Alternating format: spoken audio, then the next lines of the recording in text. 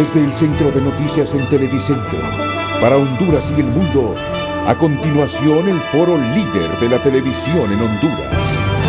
Frente a Frente, con Renato Álvarez. Frente a Frente presenta el tema del día. Hola, buenos días, bienvenidos a Frente. Hoy vamos a tener un interesante programa. Va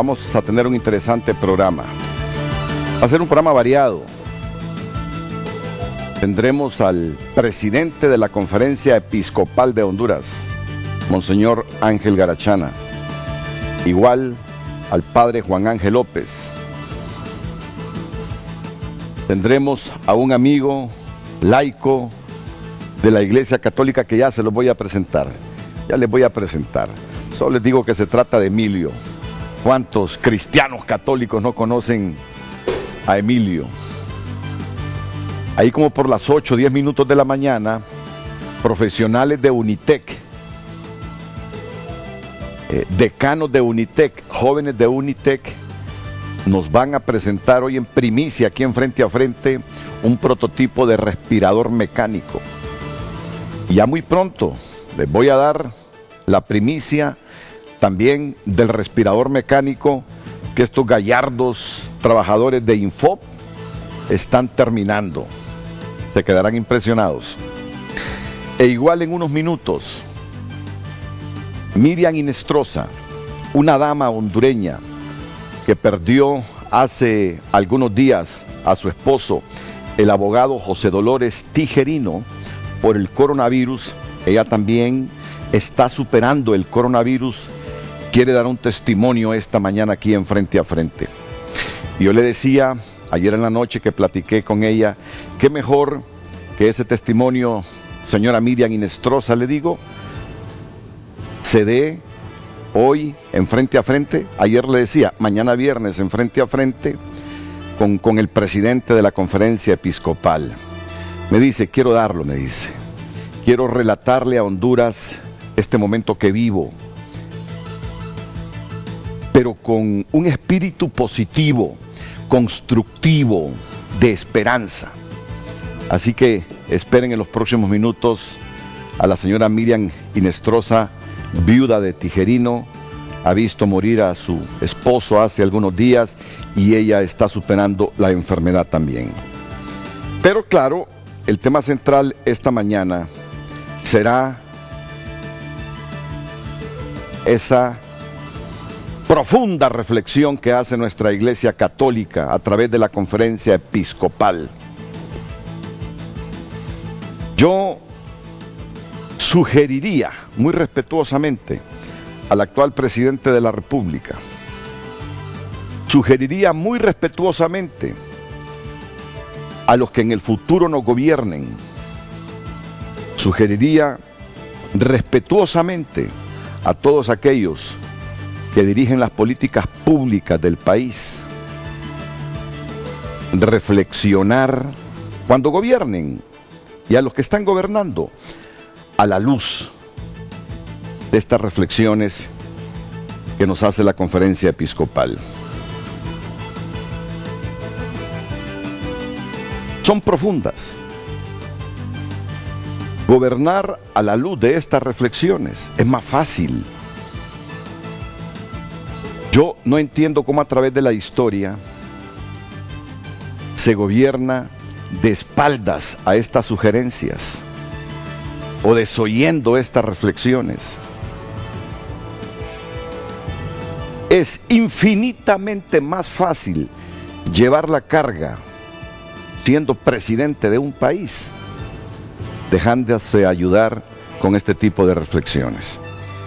Lo sugiero con respeto, lo sugiero con toda humildad, sin el ánimo de juzgar o evaluar gestiones administrativas.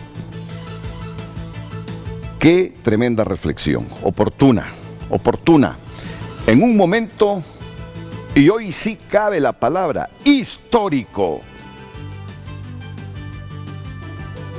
Hemos calificado de históricos muchos sucesos en el pasado. Pero la verdad que lo que estamos viviendo hoy, esto es histórico. Esta generación no lo había vivido, lo había visto en películas, pero no tenía dimensión de lo que está pasando al mundo, de lo que le está pasando a la humanidad en este momento.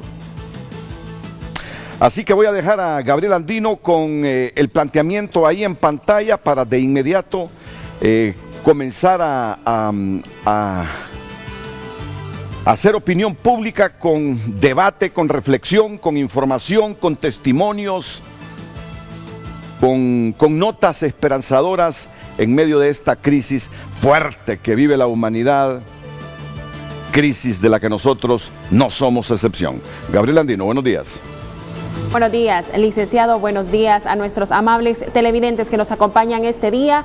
Le traslado de inmediato el tema de este viernes para que pueda participar con nosotros a través de nuestras redes sociales certificadas @FrenteAFrenteHN. Trabajar por el bien común debe ser la brújula que oriente acciones personales, institucionales, empresariales y sobre todo gubernamentales para beneficiar a las personas que están y que quedarán en la pobreza. Puede darnos sus consultas, también sus comentarios y también sus reflexiones para ser compartidas en este Frente a Frente. De inmediato le replanteo la pregunta: trabajar por el bien común debe ser la brújula que oriente las acciones personales, institucionales, empresariales y sobre todo gubernamentales para beneficiar a las personas que están o que quedarán en la pobreza. Comenzamos con Frente a Frente. Frente a Frente presentó el tema del día.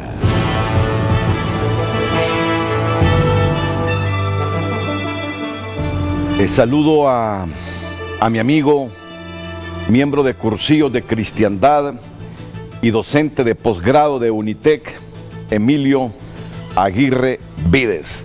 Solo me acuerdo, Emilio, de ese cursillo de cristiandad en el que usted participó y en el que yo fui un oyente por los 80, ¿verdad, Emilio? Sí, bastante. A inicios de los 80, Emilio. Ay, sí.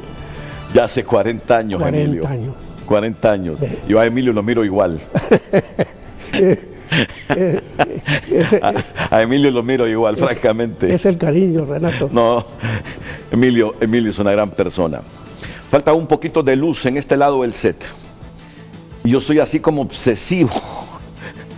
Ya vamos a arreglar eso, sí. Tengo a Monseñor Ángel Garachana, que es el obispo de la diócesis de San Pedro Sula y presidente de la Conferencia Episcopal de Honduras. Ya lo tenemos correcto, he escuchado el mensaje, lo estamos encuadrando ahí a Monseñor Ángel Garachana.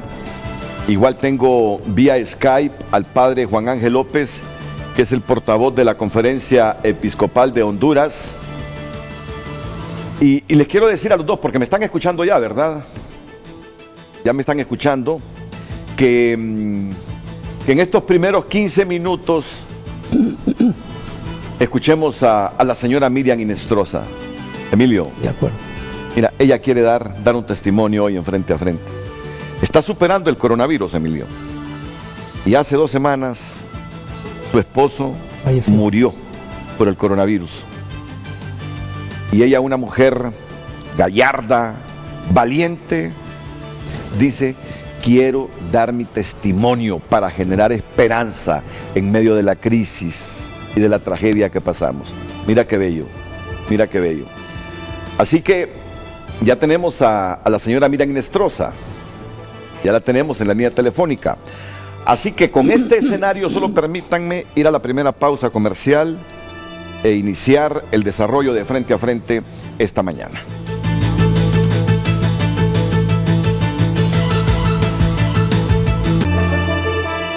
Le recordamos la pregunta y el tema de este viernes. Trabajar por el bien común debe ser la brújula que oriente las acciones personales, institucionales, empresariales y sobre todo gubernamentales para beneficiar a las personas que están y quedarán en la pobreza. Participe con nosotros a través de nuestras redes sociales @FrenteAFrenteHN.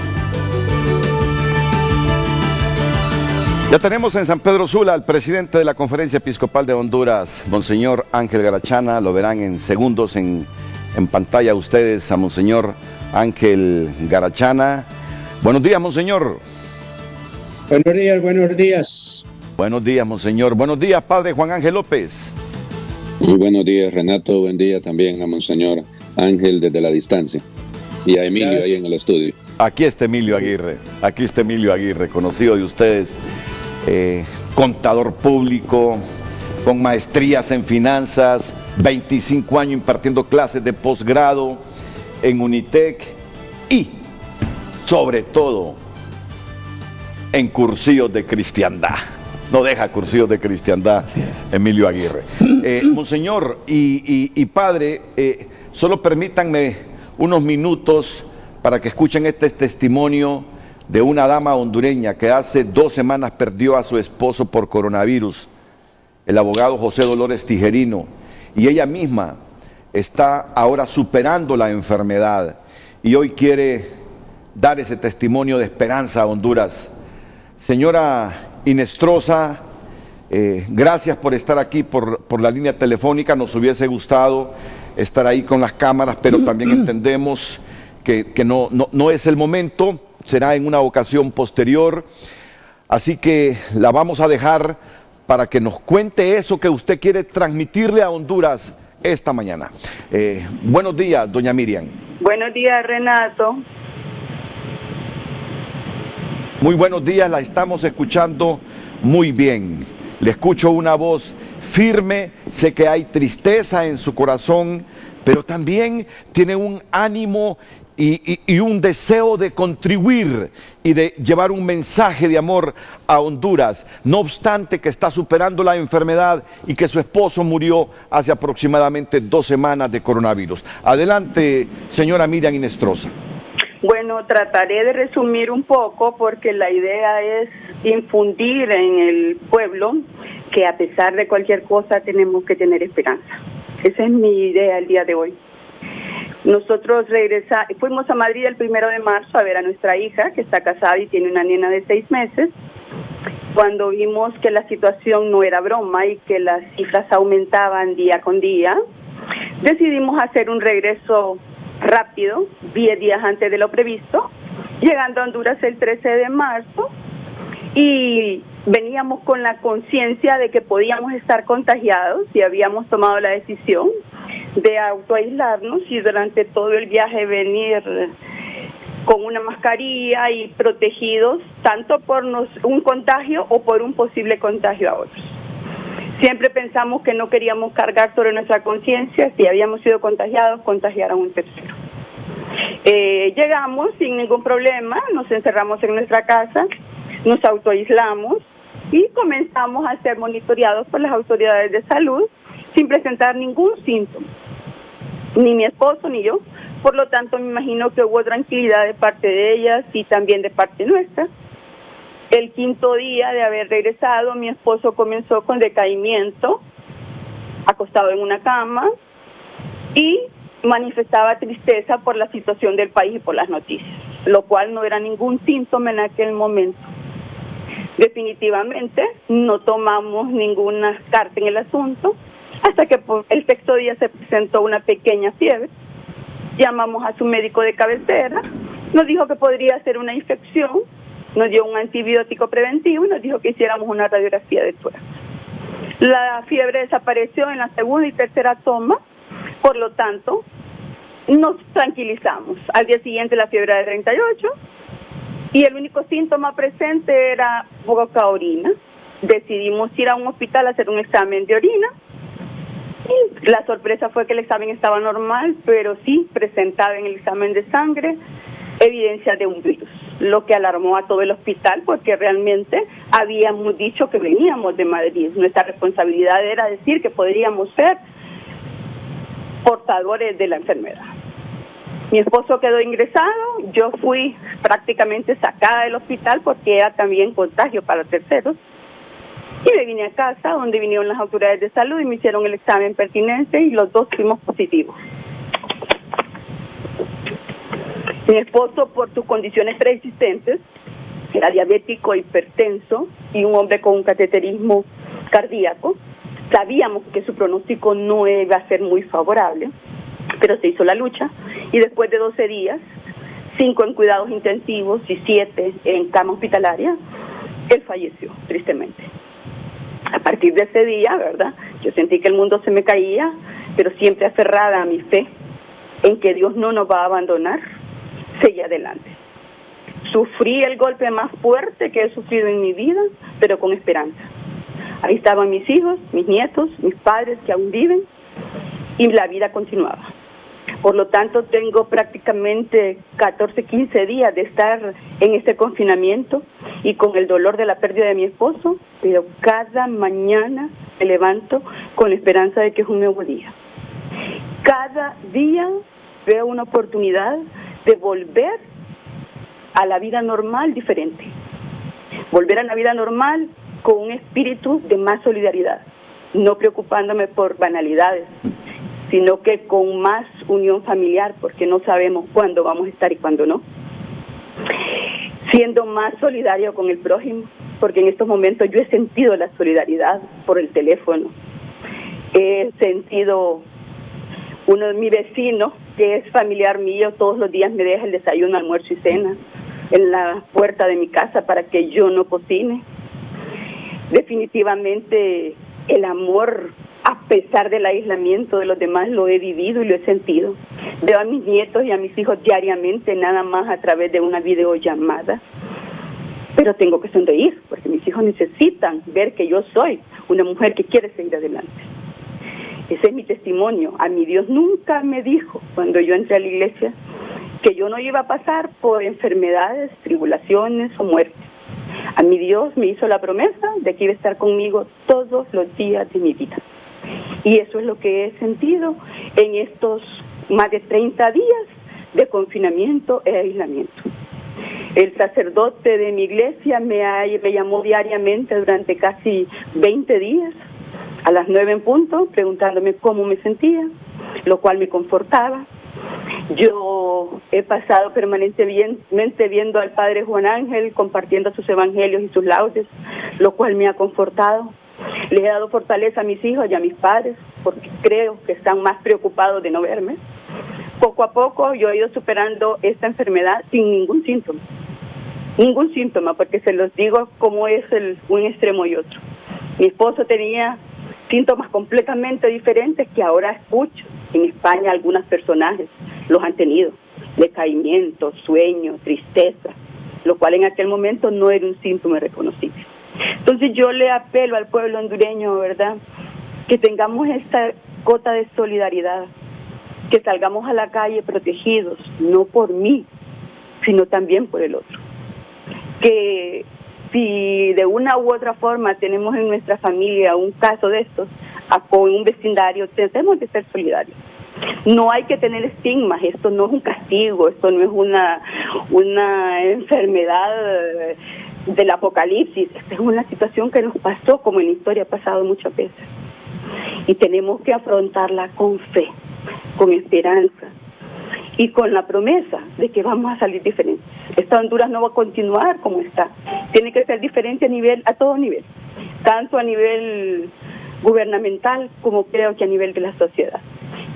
Si en esto yo puedo colaborar desde mi casa, yo me voy a sentir agradecida, porque la muerte de mi marido no fue en vano y este encierro ha tenido un propósito.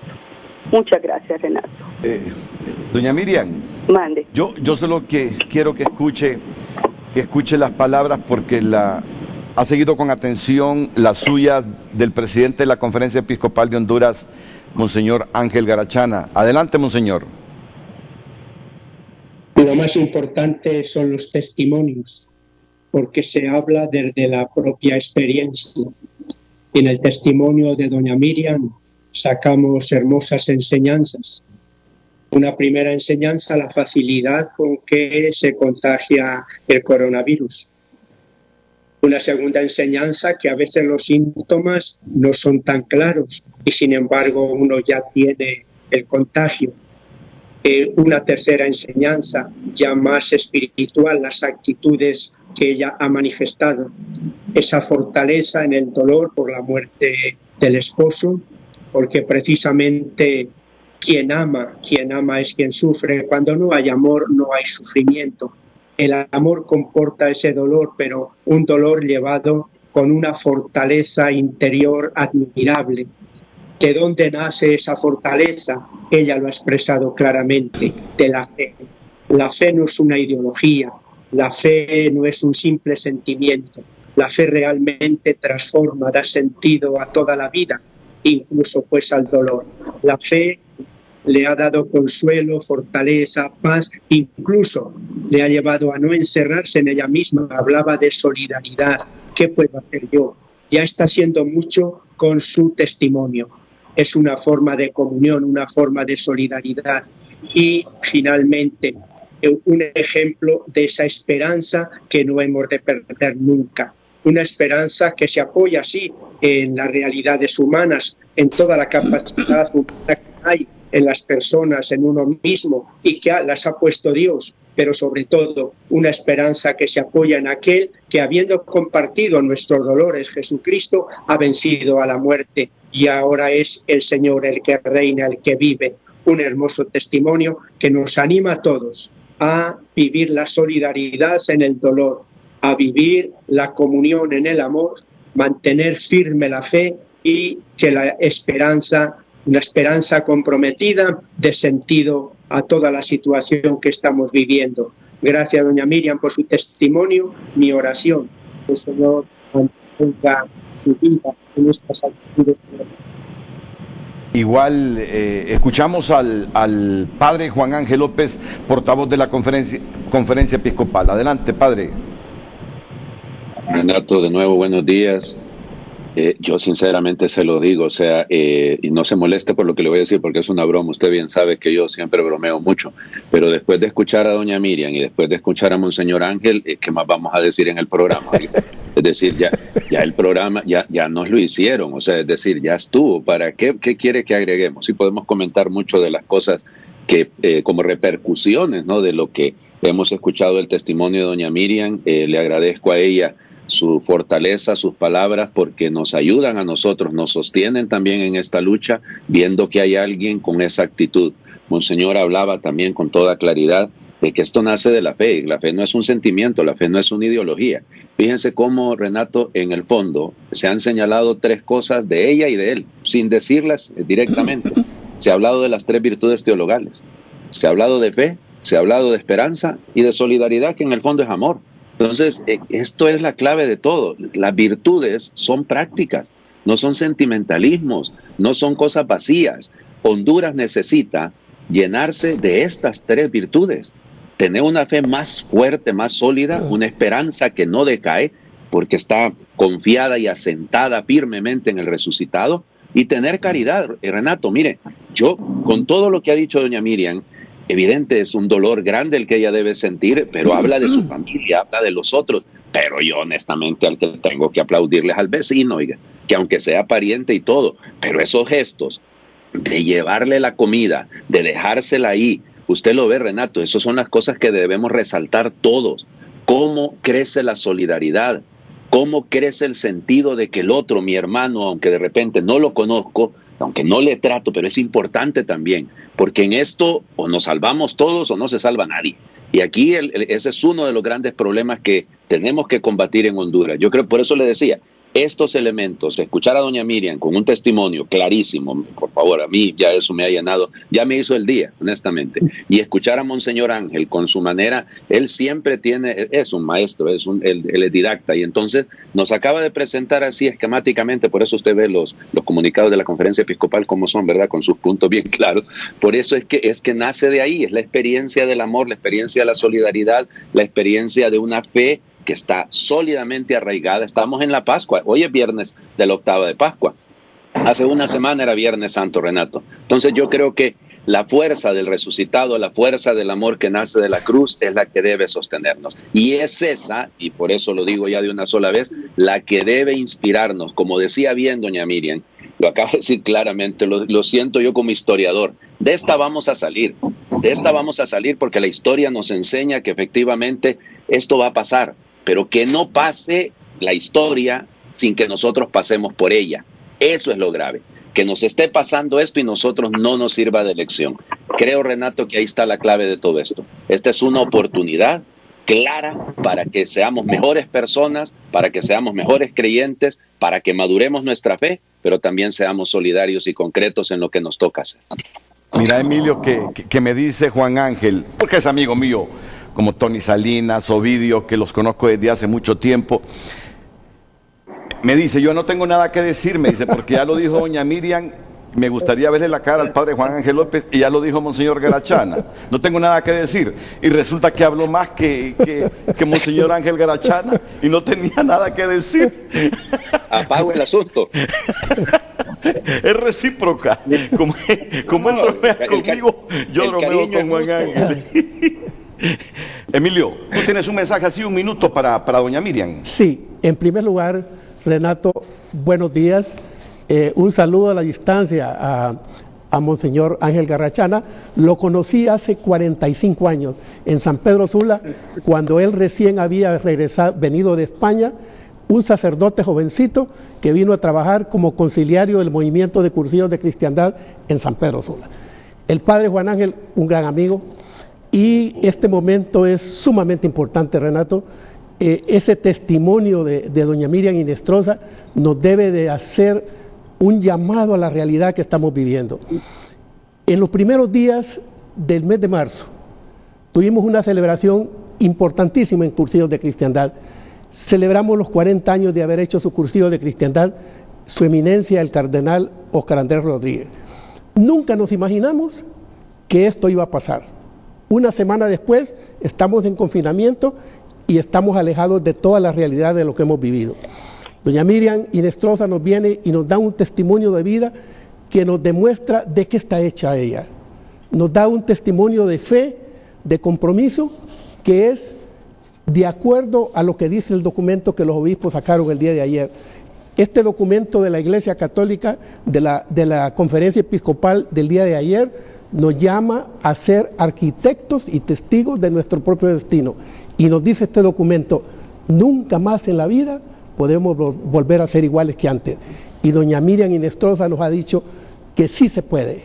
Y nos ha dado un testimonio de vida cristiana que, como decía el padre Juan Ángel, esto lleva más que 1000 palabras. Así es. ¿Verdad? Y mira que le voy a preguntar para concluir con doña Miriam, porque me dice, desde que mi esposo y yo regresamos de España, nos imaginamos que nos podíamos haber contagiado.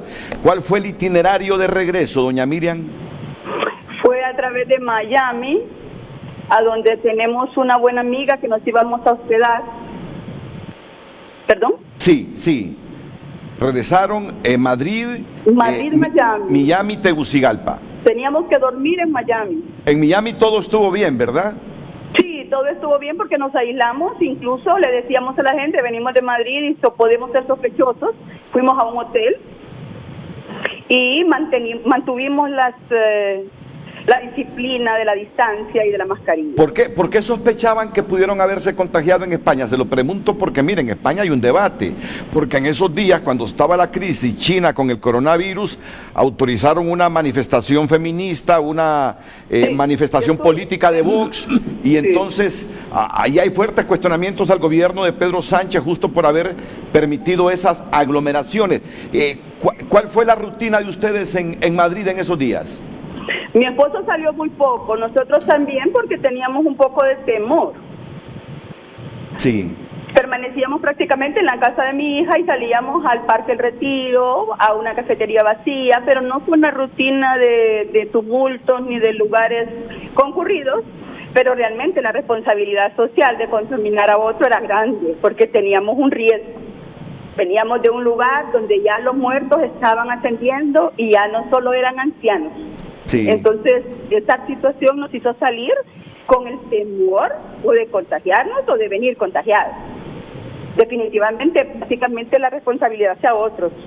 Tenemos familia, tenemos amistades, no podríamos arriesgarnos de contagiar a otra persona si veníamos con un positivo. Y realmente veníamos así.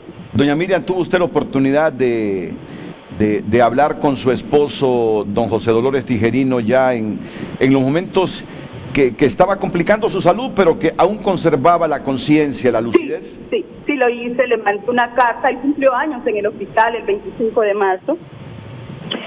Y le mandé una carta donde le decía que luchara, y él me contestó el 26 a las 4 de la mañana que la había leído a esa hora, que el día de su cumpleaños no había tenido fuerzas, y de esa vez no quiso volver a hablar con nosotros. Él se negaba porque él estaba muy afectado emocionalmente y solo en el hospital. Y definitivamente eso fue muy duro. Fueron días bastante duros para toda la familia. ¿Me puede resumir el mensaje que se le ha grabado a usted de la última relación vía mensaje, vía cartas entre él y usted? Yo mensaje solo vi en él un poco de aceptación a lo que estaba viviendo. No vi protesta, no vi reclamo, y me dijo: yo creo que se nos salió de las manos, no creo que salga de aquí. Eso fue muy doloroso, muy doloroso. Doña Miriam, ¿usted sintió que le podría ocurrir, porque usted también está superando la enfermedad, en esos días que su esposo estaba interno, que le podría ocurrir lo mismo que le estaba pasando al abogado Tijerino?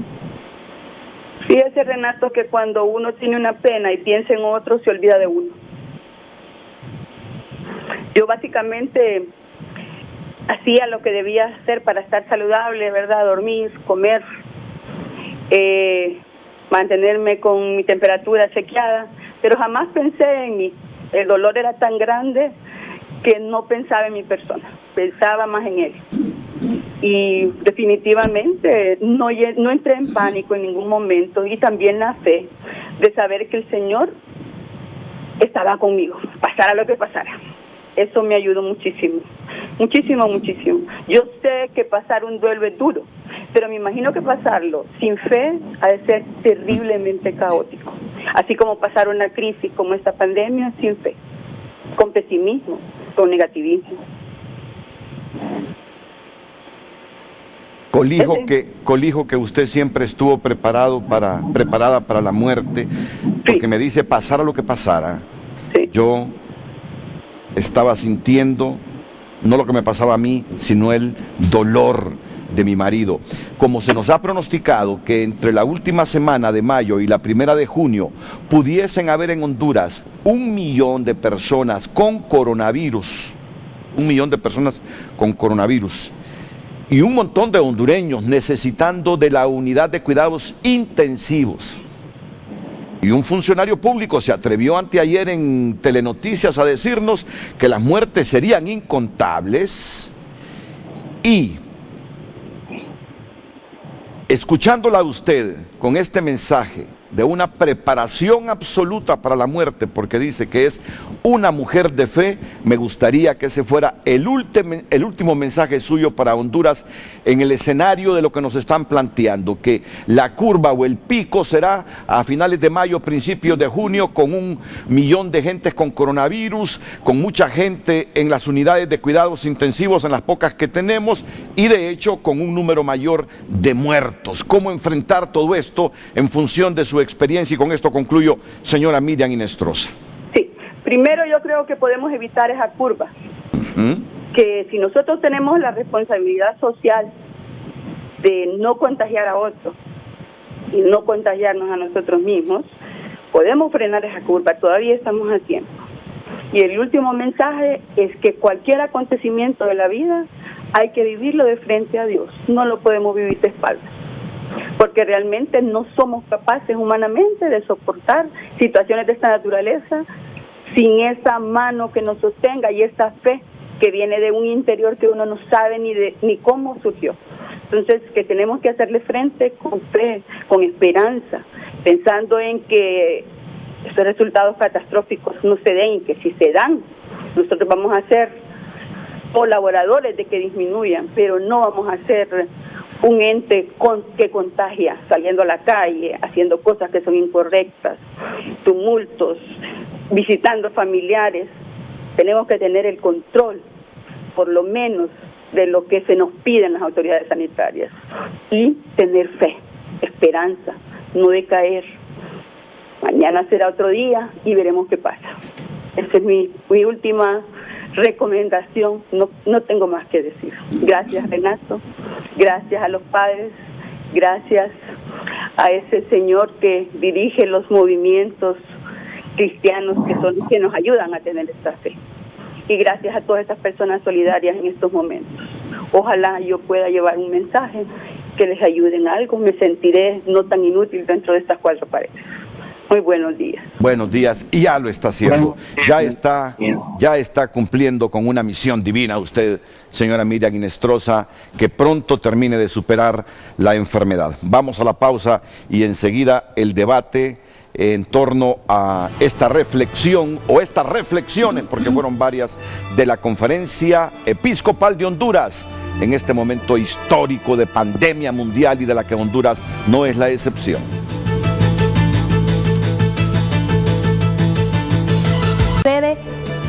En tiempo real, una hondureña fue dada de alta tras vencer el coronavirus en Copán, en el occidente de Honduras, y llega a su casa y fue recibida entre aplausos por familiares y vecinos. Tunota.com, el portal totalmente actualizado de la app de Televicentro. Vamos a leer sus mensajes con el tema de este viernes. Trabajar por el bien común debe ser la brújula que oriente las acciones personales, institucionales, empresariales y sobre todo gubernamentales para beneficiar a las personas que están y quedarán en las personas. Leemos de inmediato los comentarios que han llegado a través de nuestro Twitter, @FrenteAFrenteHN.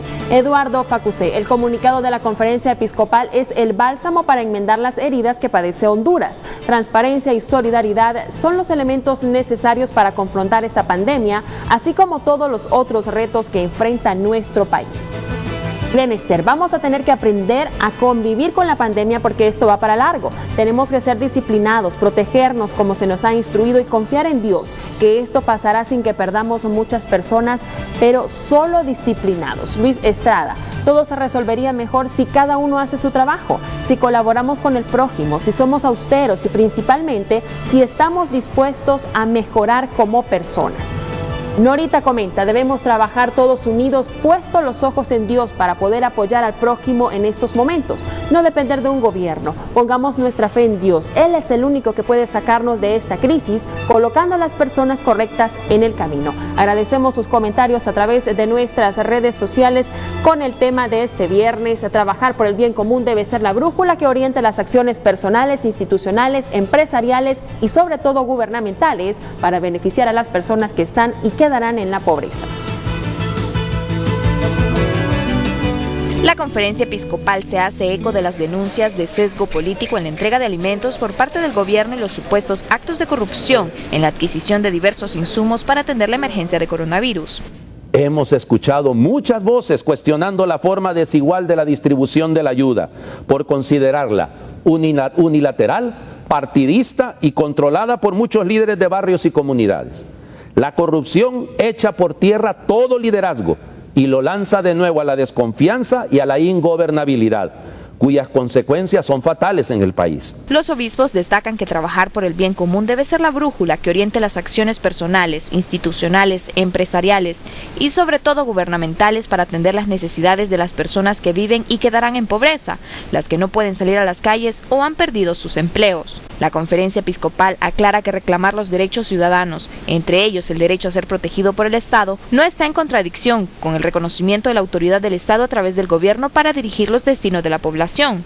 Los obispos reconocen el trabajo de todos los trabajadores de la salud que exponen sus vidas en esta pandemia y piden que se atiendan con prontitud sus reclamos de equipamiento adecuado, al igual que cambios profundos surgidos de un pacto social para mejorar el sistema sanitario. También piden apoyar al SINAGER, COPECO, la policía, el ejército, bomberos, Banasupro y demás cuerpos de emergencia y exhortan a mantener la armonía y la unidad de todos los poderes del Estado, municipalidades, partidos políticos, instituciones públicas y privadas para ser más eficaces. Por eso, reclamamos de ellos el ejercicio de una coordinación y comunicación fluida, que no canse a la población, pero que tampoco la confunda. Afrontar este reto requiere un gobierno fuerte con capacidad de dirección y coordinación que sepa implicar en las consultas y decisiones a los profesionales de las diversas áreas afectadas, así como una administración estatal honesta y transparente, que no olvide la lucha contra la corrupción. Estas son condiciones indispensables, sin las cuales la lucha contra el COVID-19 perderá eficacia y el gobierno no gozará de credibilidad.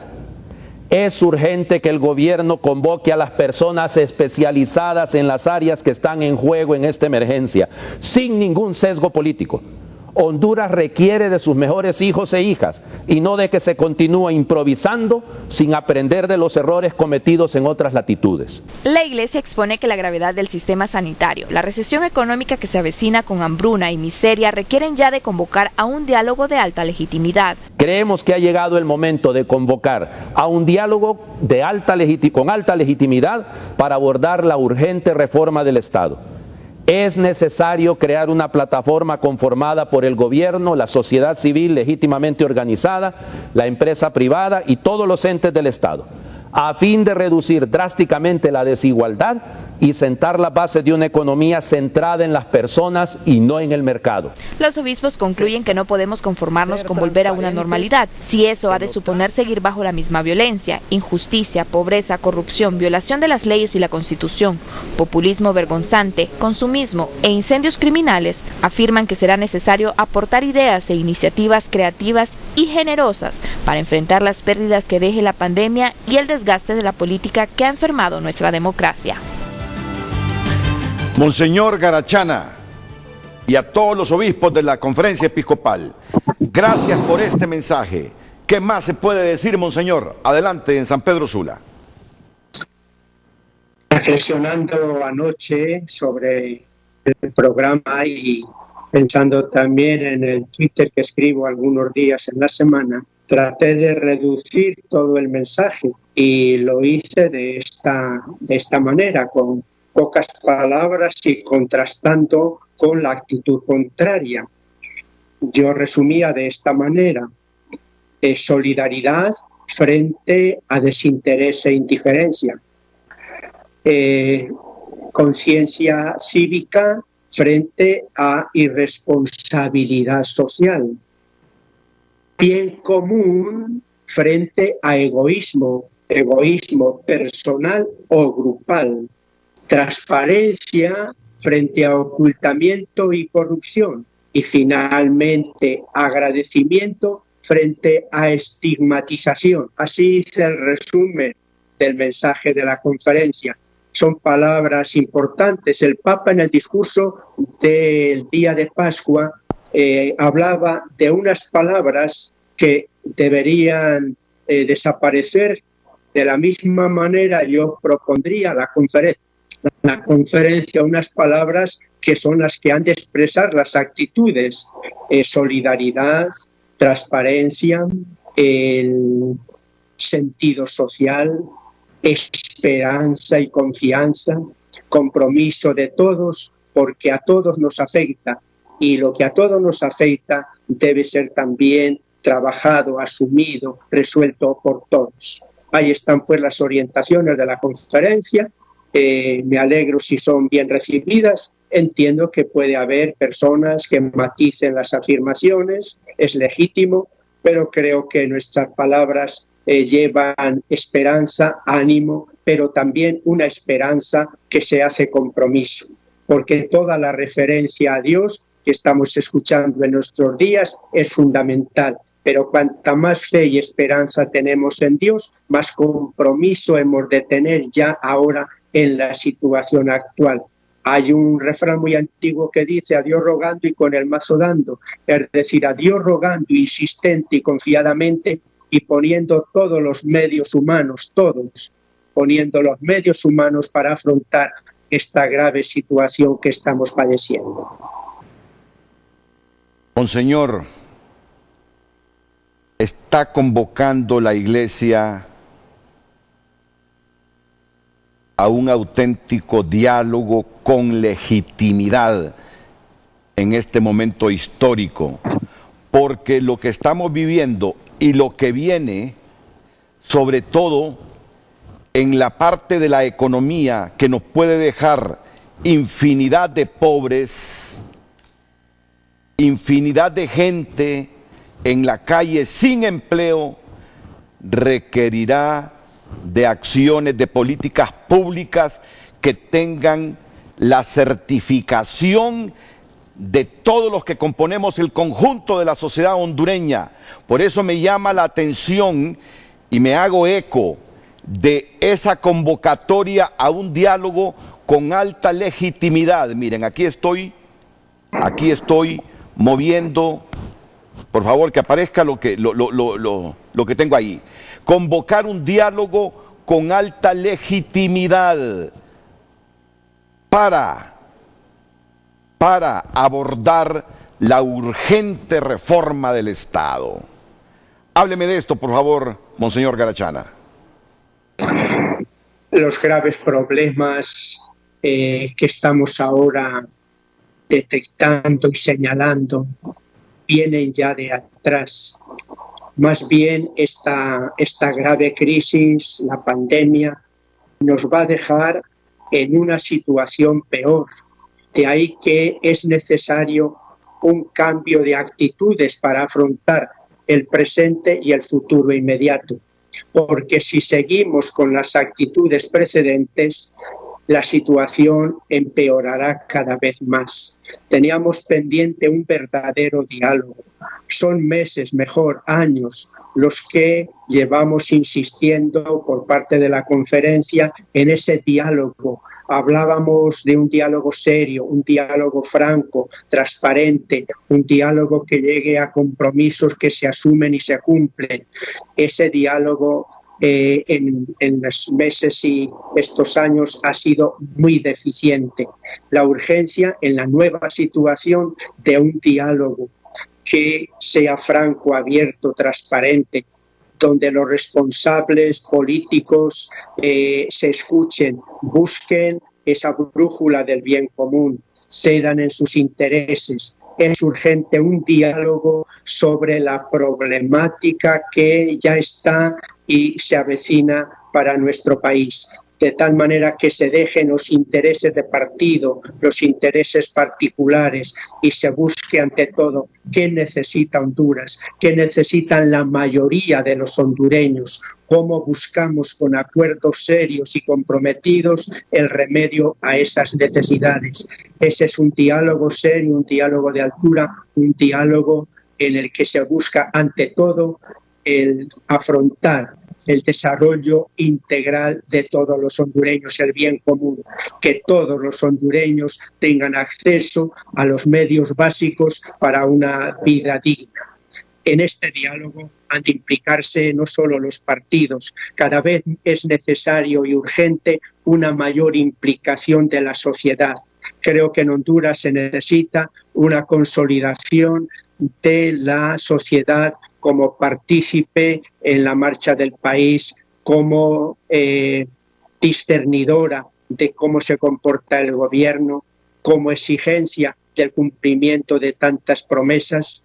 Y esta sociedad tiene organizaciones, ojalá sean pues cada vez más fuertes. No podemos afrontar el futuro inmediato permaneciendo en las actitudes que hemos tenido. Se necesita un profundo cambio de orden político y un profundo cambio de orden social para afrontar la pobreza, la inequidad, la corrupción y avanzar hacia esa Honduras más justa, más solidaria, más pacífica, con un desarrollo integral para todos los hondureños. Por ahí apunta el mensaje, recogiendo otras muchas intervenciones que ya habíamos tenido en los años pasados. Y consideramos pues que es urgente y prioritario este diálogo de todos, pero no un diálogo de sordos, sino un diálogo en el que hay escucha, hay propuesta y lo que se busca ante todo es el bien común, es decir, el desarrollo, o mejor, el acceso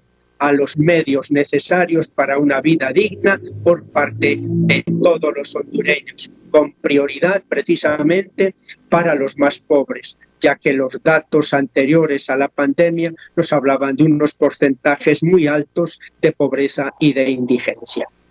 Y yo le doy más contexto a ese diálogo con alta legitimidad que propone la conferencia en base a lo que nos dijo ayer en este documento. padecemos un problema sanitario grave y la recesión económica que se avecina es mucho más grave. La hambruna y la miseria son una realidad inminente para nuestro pueblo. Creemos que ha llegado el momento de convocar a un diálogo con alta legitimidad para abordar la urgente reforma del Estado. Es necesario crear una plataforma conformada por el gobierno, la sociedad civil legítimamente organizada, la empresa privada y todos los entes del Estado a fin de reducir drásticamente la desigualdad y sentar la base de una economía centrada en las personas y no en el mercado. Padre Juan Ángel López, la Iglesia ha reconocido el esfuerzo del Estado para dar orientaciones al pueblo y conducirlo hacia una situación de menos vulnerabilidad frente a la pandemia. Pero también dice, afrontar este reto requiere un gobierno fuerte, con capacidad de dirección y coordinación, que sepa implicar en las consultas y decisiones a los profesionales de las diversas áreas afectadas, así como una administración estatal honesta y transparente que no olvide la lucha contra la corrupción. Estas son condiciones indispensables sin las cuales la lucha contra el COVID-19 perderá eficacia y el gobierno no gozará de credibilidad. Es urgente que el gobierno convoque a las personas especializadas en las áreas que están en juego en esta emergencia, sin ningún sesgo político. Honduras requiere de sus mejores hijos e hijas y no de que se continúe improvisando sin aprender de los errores cometidos en otras latitudes. Padre López. Bien, Renato, yo creo que ligando con lo que ya decía Monseñor Ángel, primero, no es la primera vez que los obispos llaman la atención sobre el tema de la necesidad de un diálogo legítimo, abierto, inclusivo, sin ningún tipo pues de exclusiones. Y eso en Honduras, lamentablemente, estamos muy lejos de que ocurra. Esa politiquería barata, miserable en la que hemos vivido, es lo que más daño nos ha venido haciendo, Renato, por generaciones. No es de este gobierno, no es de hace 2 gobiernos, no es de hace 3 gobiernos. Lo digo como historiador. Esto es vergonzoso, es vergonzante que en un momento de crisis como el que estamos viviendo sigamos jugando a la política, insisto, que es miserable. Esa politiquería barata que no nos está ayudando para nada. Y perdón que sea tan fuerte, pero es que desgasta tanto a la población el seguir viendo, el seguir contemplando, que no miren más allá de su nariz todos. O sea, porque aquí no es el tema de solo señalar al gobierno, es también la disponibilidad que debe tener la oposición, que debemos tener todos de colaborar. Pero usted puede leer recientemente en el Twitter, acabo de ver algún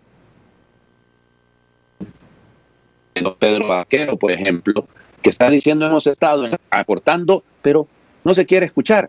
Y entonces, mientras no ocurre ese tipo de que esta oportunidad nos sirva a todos, mire, aquí no entra en juego, Renato, lo siento mucho, que si va a quedar bien esto, va a quedar bien aquel, o cómo quedo mejor yo, que en qué foto salgo entregando una bolsita de comida, o de qué manera me miran con una mascarilla en la cara. No, aquí esto ya no cuenta. O sea, aquí lo que cuenta es que seamos todos, tengamos todos un sentido de nación, y como muy bien lo dice la Conferencia Episcopal, lo acaba de repetir su presidente, es que la brújula, es decir, lo que orienta, lo que pone el norte, debe ser el bien común. Y ese juego en el que nos han metido de estar solo pensando en mi grupito, en mi partido, en mi gentecita, para que el líder salga allá reluciendo, eso no sirve, eso ya no sirve, hay que entenderlo. O sea, el mundo, perdóneme Renato, ya cambió. Es decir, no es que va a cambiar. Yo quiero recordar unas palabras, y perdón que voy a utilizar una frase de repente que puede resultar un poco peligrosa, ¿no? Pero las palabras proféticas del Papa el año pasado. El Papa nos dijo claramente, no es una época de cambios, es un cambio de época, y todavía no había pasado lo del coronavirus. Entonces, yo como historiador, leyendo las veces que hemos tenido crisis humanitarias en la historia, tanto la peste bubónica, la peste negra, la gripe española o lo que sea, han generado y debieron ser oportunidades para que cambiásemos. Los obispos lo insisten, lo dicen con toda claridad. No habrá credibilidad si no hay transparencia, si no hay honestidad. Yo creo que no hay que tenerle miedo a que la sociedad contribuya, colabore para que se dé esto. Por eso lo que ellos piden ahí, al llamar, al convocar a las personas que saben del asunto. Renato, yo no soy médico, no soy epidemiólogo, no soy neumólogo, no entiendo de estas cosas porque lo mío es otra área. Entonces, ¿qué hago? Pregunto a quien sí sabe. Usted lo sabe bien, mi hermano, por ejemplo, allá en Madrid, que es neumólogo y está en la primera línea de esta lucha ahí en el Gregorio Marañón. Pues cuando yo recibo un artículo de que la curación es en esto, que la curación, no las ridiculeces que a veces aparecen en el internet, que poniendo un tecito de un pelito que encuentran en la Biblia, con eso se va a curar uno. No, señor, tampoco. La fe es madura, no es una superchería baratona que quiere mover sentimentalismo. Perdón, pero hay que ser también claros con las cosas, ¿verdad? Pero entonces, lo otro, me mandan un artículo y me dicen, fíjese que usando tal cosa parece que se cura uno, que usando aquella otra, que usando anticoagulantes, que usando lo otro. ¿A quién le mando inmediatamente el artículo? Venga, va para allá, para España, va donde mi hermano, que es experto, que está en el tema, que ha visto morir gente de COVID, que sigue tratando todos los días gente con COVID. Entonces que él me diga, porque él sale del hospital, Renato, fíjese, porque lo conozco al muchacho, pues mi hermano, es mi ahijado, encima de todo, sale del hospital a su apartamento a seguir leyendo, a seguir estudiando. Él también está aprendiendo de esto, pero él me ayuda a mí porque yo lo conozco a él lo sabe, pues. Entonces, si yo que no soy, qué sé yo, ingeniero, que soy licenciado en algo, no soy epidemiólogo, no soy, ¿a quién debo buscar entonces? A los que sí saben. Pero lo que pasa es que no es de mi partido. Eso no sirve. Eso no nos va a ayudar en nada, por Dios. O sea, no es el momento, nunca lo ha sido, pero mucho menos ahora en estas circunstancias que estemos dando a hacer partiditos, a ser personas. Y vuelvo a repetir, y no estoy atacando yo, tampoco lo hacen los señores obispos. A mí me resulta que este mensaje es increíblemente equilibrado, increíblemente de personas pensantes que no están buscando ahí que les aplaudan, que les digan, qué bonito lo que escribieron los obispos. No, es que ellos están diciendo la verdad. Al gobierno merece respeto y debe direccionar el actuar porque para eso es gobierno. Pero también el gobierno, sea este o cualquier otro, necesita apoyo.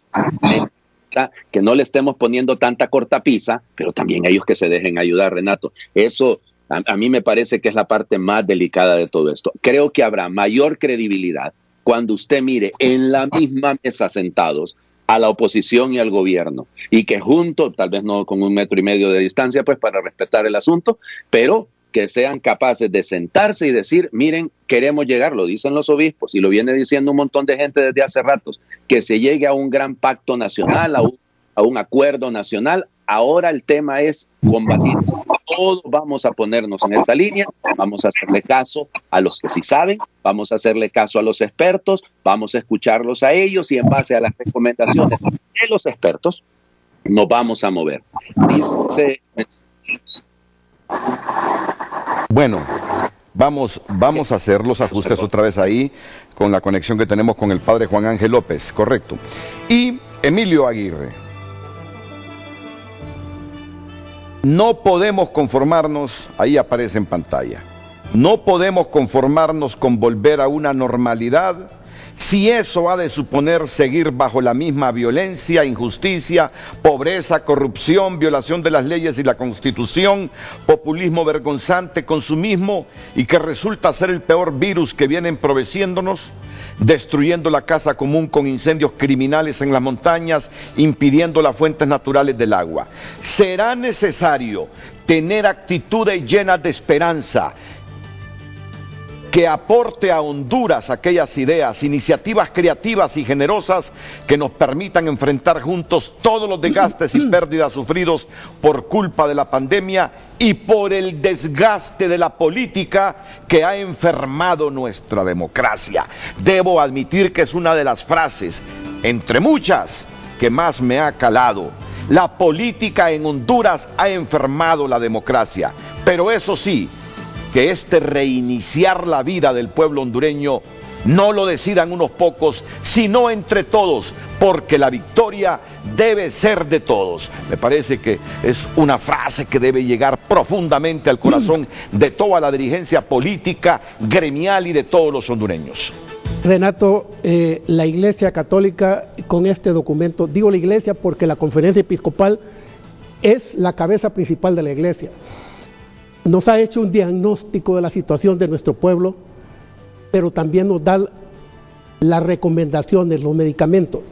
nos dice este documento que tenemos que cambiar de actitud. Y una de las cosas importantísimas es que nos llama a la solidaridad. Nos llama a la solidaridad con los enfermos, con los pobres, con los necesitados, y nos llama, dice, a tener misericordia. Hace 2 semanas yo estaba viendo en el programa suyo la comparecencia del cardenal Rodríguez y del padre Juan Ángel López. Monseñor en ese día hizo el ofrecimiento de las instalaciones de la Universidad Católica para atender a los enfermos del coronavirus, y hubo protestas de los vecinos de allá de Valle de Ángeles. Una de las cosas que me impresionó fue la respuesta del cardenal Rodríguez, cuando nos dice que en primer lugar debemos de ser solidarios con los que sufren, con los que no tienen, y que la Iglesia Católica es eso, es madre, y también es hermana de todos nosotros, y nos llama a eso de misericordia. Y me recuerdo de que él mencionaba el Evangelio de San Mateo, cuando nos dice, porque tuve hambre y me diste de comer, porque tuve sed y me diste de beber, porque estuve desnudo y me vestiste, y nos va relatando estas obras de misericordia. Y nos decía el cardenal Rodríguez que no puede haber tanta pobreza hoy. Y este documento nos lleva a esta reflexión, a que debemos de cambiar de pensamiento, de actitud, debemos de ser diferentes. No podemos, decía un sabio, hacer que las cosas cambien haciéndolas de la misma manera. Tenemos que hacer las cosas de diferente manera. Nosotros en la Iglesia Católica, digo la Iglesia Católica porque todos somos iglesia, estamos llamados en este momento a contribuir en todo lo que esté de nuestra parte para que esto cambie, Renato. Desde la perspectiva en que nos toque vivir el político, el que trabaja en el gobierno, el que trabaja en la empresa privada, el obrero. Este no es un momento de jalar cada quien para su lado, sino que el bien común, como nos dice este documento. Yo he escuchado algunas declaraciones de empresarios que están llamando a la contribución de todos los gremios, de los empresarios, de los trabajadores, porque como decía el padre Juan Ángel, estamos llegando al momento de que todos debemos de poner algo. Hay veces que decimos nosotros, estamos todos en el mismo barco, pero cuando hay veces que usted ve que cada quien lleva agua a su molino, entonces yo pienso, no estamos todos en el mismo barco, estamos en la misma tempestad, pero en barcos diferentes. Entonces yo diría que este llamamiento que nos hace la Conferencia Episcopal en este momento, nos llama a ser mejores hombres, mejores personas, pero sobre todo tener un poco de solidaridad con aquellos que sufren más. Una de las cosas que este documento nos llama es que dice que el gobierno debe llamar a sus mejores hombres y hacer un diálogo en que se involucren todos los sectores, ¿verdad? ¿Para qué? Para que podamos aprovechar esta circunstancia. Hace unos momentos, cuando usted ponía el testimonio de doña Miriam Inestrosa, a mí me hacía reflexionar mucho eso, aceptar una realidad. Y yo creo que ya nosotros no volvemos a ser iguales, ¿verdad? En todos los documentos de la Iglesia Católica, usted va a ver que cada documento llama a algo importante. Cuando en el año de 1979 se celebraba en México, en Puebla, la tercera conferencia episcopal latinoamericana, los obispos sacaron en aquel momento, los obispos latinoamericanos, sacaron una conclusión: la opción preferencial por los pobres. Y hoy sigue siendo igual, opción preferencial por los pobres, porque la Iglesia es protectora de los pobres. Pero eso es de que todos nosotros debemos de colaborar a que los pobres tengan el alimento necesario, que de lo que yo tengo puedo compartir con los demás.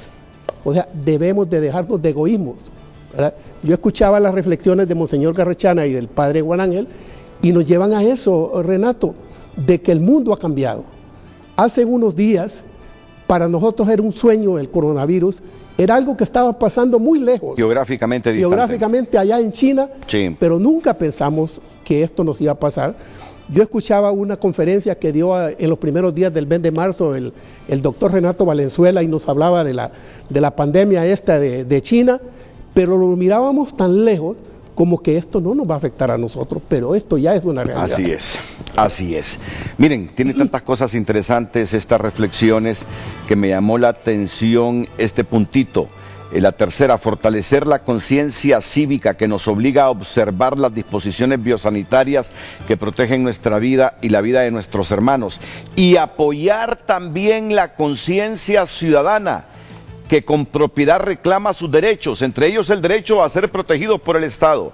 Estos derechos no están en contradicción con el reconocimiento de la autoridad del Estado a través del gobierno. Mira, exigir nuestros derechos, que los pobres exijan sus derechos, que la gente exija sus derechos, no es estar en contra del gobierno. Ahí hay un mensaje muy importante que me gustaría escuchar al monseñor Garachana en los próximos minutos, como también están proponiendo que el CNA y el FOSDE se sumen al monitoreo del manejo de los recursos de muchos miles de millones de lempiras en esta pandemia. Ellos saben que hay una institución que es el Tribunal Superior de Cuentas, pero dicen, métanle más gente que está dispuesta a monitorear el buen uso de los fondos. ¿Qué perdemos con que el CNA o el FOSDE también se involucren? Ya me hablarán de eso, pero les tengo una buena nueva. La universidad donde tú trabajas, Emilio, ha hecho un prototipo de respirador mecánico y lo quieren presentar aquí en Frente a Frente.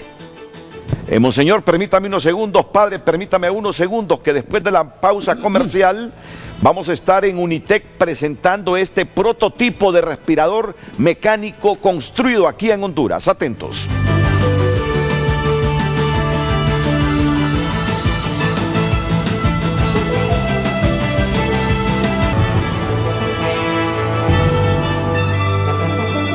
Bueno, con el permiso de Monseñor Garachana, del padre Juan Ángel López, de Emilio Aguirre y de toda la audiencia, vamos con nuestros periodistas Mario Holanda y Sandy Gallardo de TN5 hasta Unitec, donde van a presentar a los constructores de un prototipo de respirador mecánico que tú no sabes, Emilio, no sabe el padre Juan Ángel, no sabe Monseñor Garachana o yo, que lo podamos necesitar en algún momento en esta pandemia. Ojalá que no, ¿verdad?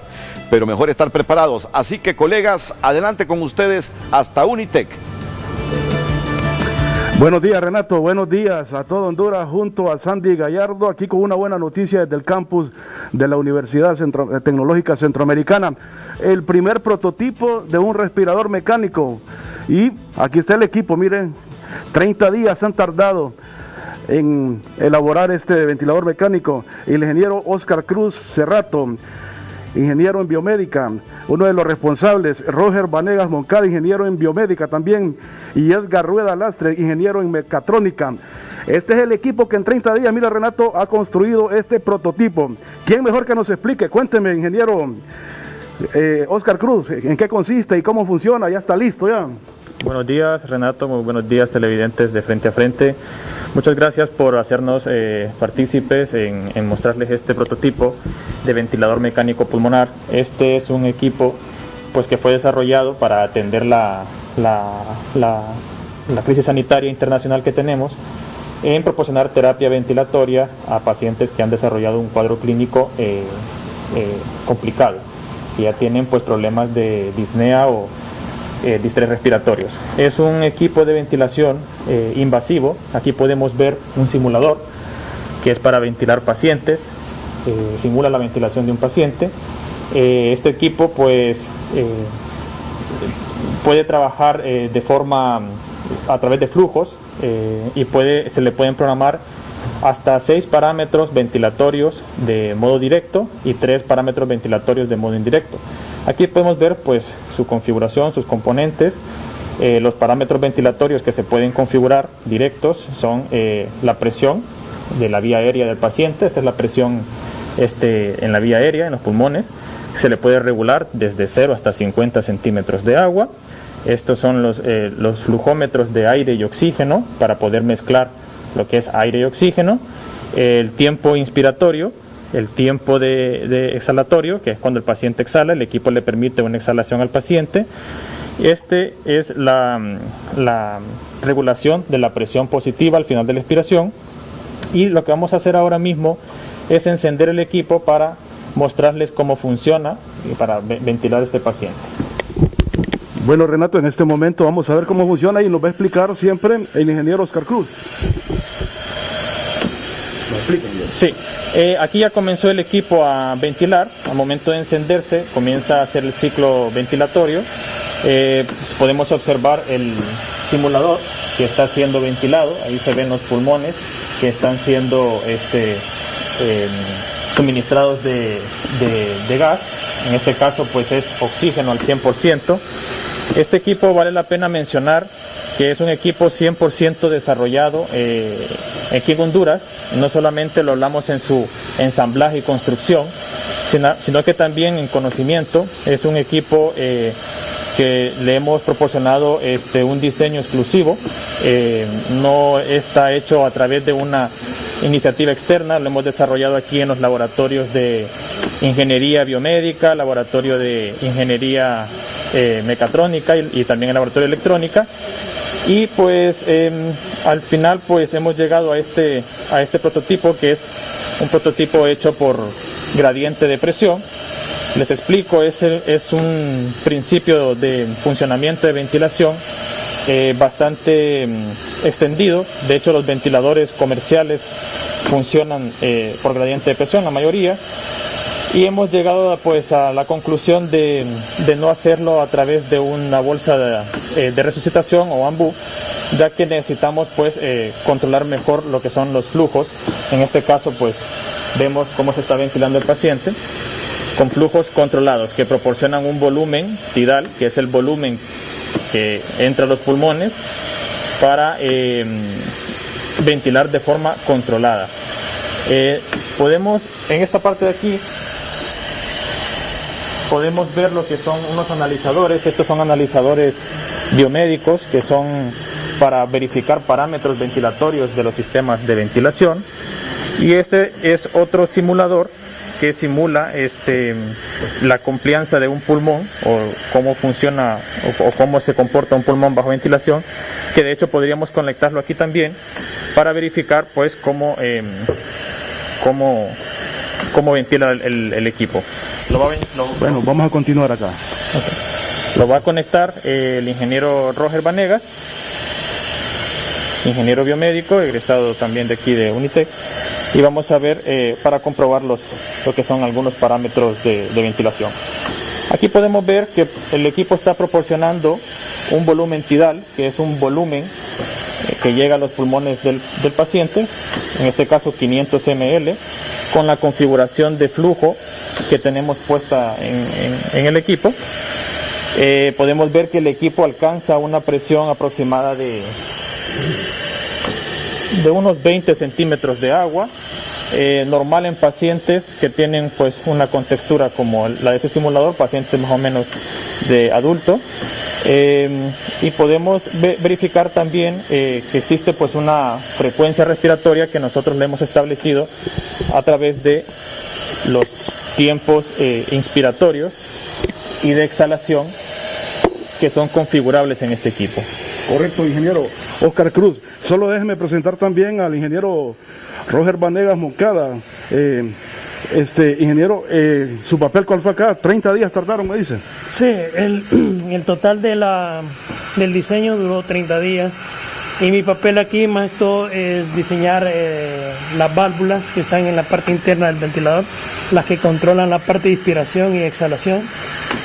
También en diseño de protección, o sea que hay que proteger al paciente con sistemas de seguridad en caso de que si el equipo deja de ventilar, ya sea porque se quedó sin el suministro de gases médicos o electricidad, el equipo tiene un respaldo que abre el circuito al ambiente y el paciente está seguro. No hay una presión que quede atrapado en el paciente y le provoque un daño.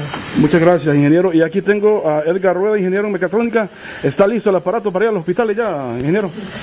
Todavía, pues, falta hacer unas pequeñas pruebas en laboratorio. Más que nada, mi parte en esto fue la parte de instrumentación. Se le hizo la calibración a toda la parte electrónica, los sensores, y es muy importante porque esta es la referencia que tienen los doctores. Tal como lo dijo el ingeniero Oscar, allá se observan presiones que son las que tenemos que validar con el monitor que nosotros realizamos. Entonces es muy importante porque los doctores tienen que hacer sus cálculos de acorde a cada paciente, ¿no? Y por eso se realiza de esta manera. Perfecto, es el primer prototipo de un ventilador mecánico realizado aquí en el campus de la Universidad Tecnológica Centroamericana, pero Sandy Gallardo está con las autoridades. Así es, Renato, y en estos instantes me acompaña Rosalpina Rodríguez, que ella es la directora ejecutiva de UNITEC, y también el doctor Marlon Brevé, que él es el rector de la universidad. Se busca masificar este aparato para poder ayudar en la pandemia en este momento. Así es, muchísimas gracias por el espacio. Quiero iniciar diciendo que como autoridades estamos sumamente orgullosas de este equipo de profesionales, ¿verdad? Estos ingenieros biomédicos y mecatrónicos, que primero confiaron en su capacidad. Una actitud de servicio contra cualquier obstáculo. Nuestro campus está cerrado, tenía muchísimas limitantes para hacer este desarrollo, y es un desarrollo que parece una explicación muy simple, pero de verdad es un aparato sumamente complejo, donde tener un desarrollo de un prototipo viable para fabricación en un periodo de tiempo de un mes, de verdad que es un logro importantísimo aquí en Honduras y en cualquier otro lugar. Como institución hemos tratado de darles a ellos contactos, referencias de otras universidades en Colombia, en Estados Unidos, planos que se han liberado a nivel mundial, y ellos se mantuvieron en un diseño y un concepto que ellos como equipo estaban trabajando, y fue para nosotros una gran noticia saber que en menos de un mes tenían ya un prototipo viable, primero en un ámbito de laboratorio. Ahora este prototipo ya está construido con piezas que pueden ser adquiridas en el mercado local y algunas otras que pueden ser fabricadas a través de impresoras 3D. Así que para nosotros es un aporte importantísimo como institución y ellos como equipos de trabajo a la situación que hoy se está dando, y creo que nos permiten demostrar la importancia de que en el país hayan profesionales formados en todas las disciplinas que puedan aportar en situaciones que esta como el país enfrenta. Y también en el rol de las universidades, porque aquí también ha habido trabajo con la Facultad de Ciencias de la Salud y interconsultas con otros profesionales que permiten que entonces el desarrollo sea pues muy expedito. La meta, ¿cuántos aparatos de estos se busca construir? Todo va a depender del apoyo y del financiamiento que se pueda llegar a tener, pero ellos han ya hecho un inventario con los proveedores locales, y en el país hay recursos para construir hasta 40 ventiladores con recursos que hoy ya están en el país. Bien, en este momento también me acompaña Marlon Brevé, que es rector de la universidad. Ha sido para ellos construir en medio de esta crisis, encontrar los materiales, ha sido un reto. Sí, ha sido un gran reto, pero hay que reconocer que hay proveedores locales que han dotado de algunas piezas claves, válvulas, otras se han imprimido en las impresoras 3D, y creo que hoy estamos ya casi listos. Posiblemente en una semana más podremos estar listos para reproducir esto masivamente, y agradecemos que hay 2 empresas privadas y una institución pública que están dispuestas a apoyar financieramente, a dotar de ciertos materiales, cierta materia prima, para que ojalá podamos tener 40 respiradores en un mes. Yo creo que la urgencia a veces nos reta, y en este caso reconocemos el trabajo de estos 3 ingenieros, del decano de Ingeniería, del decano de Ciencias de la Salud, de la directora de Investigación y de muchas personas que han estado colaborando.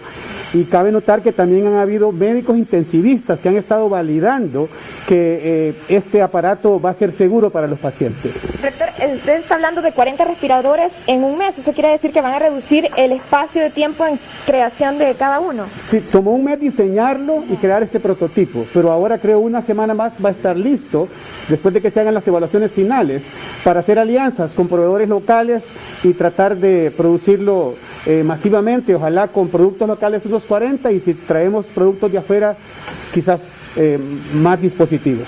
Bien, muchas gracias al rector de la Universidad Tecnológica de Honduras. Este es el prototipo del respirador que ellos están planteando para construir masivamente y poder apoyar en la pandemia. Mario, esta es la información que nosotros tenemos, ¿verdad?, hasta los momentos. Buenas noticias para el país, Renato.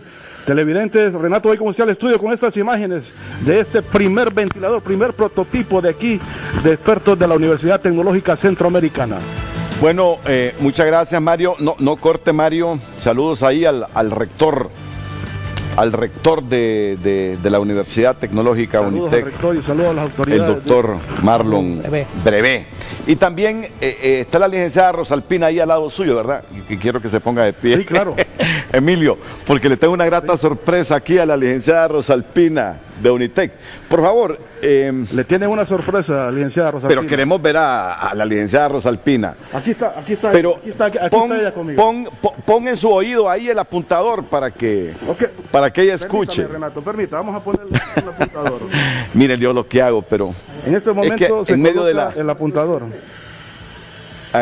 Aquí le tengo a una persona excelente, le tengo a una persona que sé que le va a agradar escuchar, a su suegro, a Emilio Aguirre. Ah, sí, lo pude ver hace un momento por televisión, una persona que es muy cercana a mi corazón. Muchísimas gracias.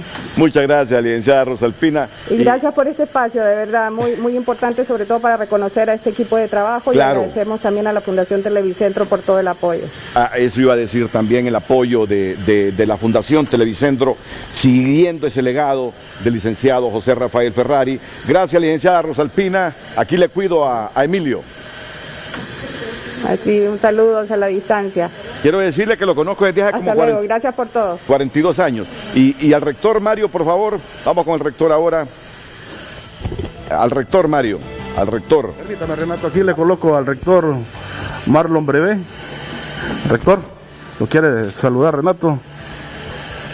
Amigo, muchas gracias por todo eso. Hola, Renato, gracias por el apoyo. Y a esos ingenieros que tiene ahí, y agradecemos a Fundación Televicentro, porque es gracias a Fundación Televicentro que hoy hemos tenido esta cobertura. Con Fundación Televicentro tenemos un convenio y gracias a este convenio es que logramos estos resultados. Hoy es un día que para nosotros crear este prototipo es un hito académico, un hito científico y que ojalá ayude a muchos pacientes aquí en Honduras. Muchas gracias, rector Marlon Brevé. Bueno, Emilio. Gracias. Saludos a todos. Gracias. Vamos a ir a la pausa comercial y enseguida volvemos con Emilio Aguirre, con Monseñor Ángel Garachana, con el padre Juan Ángel López y ese histórico documento de la Conferencia Episcopal Hondureña con motivo de esta pandemia.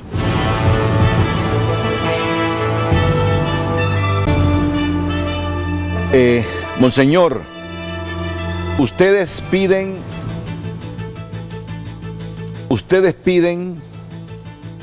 o se suman a la iniciativa de crear un organismo de alto nivel que dé seguimiento a las compras e inversiones del Estado. El gobierno no solo debe confiar en sus propios mecanismos de control. Quiero que ustedes lo miren en pantalla para que vayan siguiendo la lectura justamente de esta propuesta. No, la propuesta se hizo y la iglesia se suma a esta propuesta de crear un organismo de alto nivel que dé seguimiento a las compras e inversiones del Estado. El gobierno no solo debe confiar en sus propios mecanismos de control, sino que debe incorporar a la sociedad. Y para esta labor sugerimos organismos como el CNA, el FOSDE y otros que en el pasado han prestado un servicio cualificado. Como iglesia, a través de Cáritas estaremos dándole seguimiento a la distribución de alimentos con instrumentos sencillos de veeduría social que puedan medir fácilmente la transparencia en la distribución. Adelante, Monseñor. Ciertamente la experiencia de estos años nos ha llevado como a una actitud pues de sospecha, dado el alto grado de corrupción existente en el país.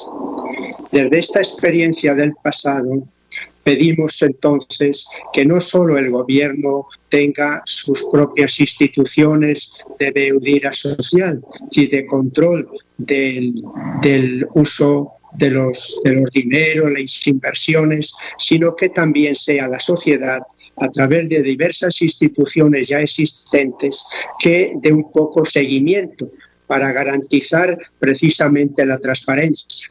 Y esto yo creo que no debe molestar al gobierno, al contrario, Un gobierno que actúa con responsabilidad, transparencia, limpieza, no tiene ningún miedo a que se haga, digamos, una auditoría, que se haga un seguimiento de cómo se están tomando las decisiones, cómo se está usando el dinero que se ha asignado para afrontar este problema.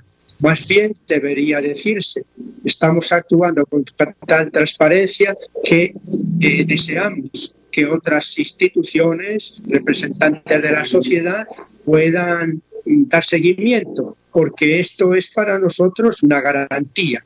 Así que no es pedir esto, no es estar en contra, sino al contrario, favorecer esa transparencia. Un Estado democrático más bien se alegra de que la misma sociedad civil pueda tener instituciones que dan seguimiento a esta transparencia. Si estas instituciones garantizan que se ha hecho con transparencia, sin ocultamiento, sin corrupción, pues es una alegría, es una satisfacción también para el gobierno. Y pedir esto es también una señal del punto, Renato, que apuntabas al terminar las intervenciones antes de la presentación del ventilador automático de la UNITEC, el tema del bien común. Precisamente lo que se trata de garantizar es esto: cómo se están usando y a qué y para quiénes se están destinados los fondos que se han designado para afrontar todos los problemas del coronavirus. Este sentido, esta conciencia cívica se expresa en la transparencia, en la colaboración. ¿Por qué? Porque la conciencia cívica no es otra cosa que la dimensión ética que tienen todos nuestros actos. El comportamiento de cada uno no queda reducido al ámbito privado, sobre todo aquellos comportamientos y decisiones que tienen una mayor influencia social, tienen este carácter social. Por eso hablamos de una ética social, y esto es importante en Honduras, una ética social de las personas, de las instituciones sociales y del mismo gobierno.